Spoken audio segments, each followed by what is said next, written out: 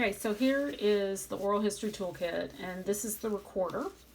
And you want to start by pressing and holding the power button. You also want to make sure that it's set to LP, which means long play. And if it's empty, it'll give you over 1,600 hours of recording ability.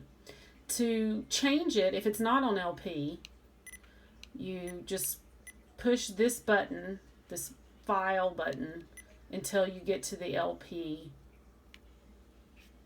setting. To start the recording, this is the kind of start stop button. You turn that on and you can see it'll start counting and it's recording. And then when you're ready to stop, you just pull back on that and it'll stop it. Then turn that on, and you can see it'll start counting, and it's recording. You can see by hitting the play button, you can hear your recording back. So that's the basics of how to get this started.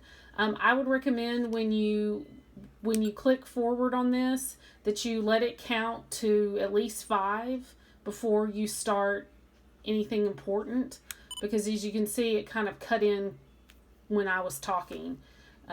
So that is how to use the Olympus recorder to start your recordings.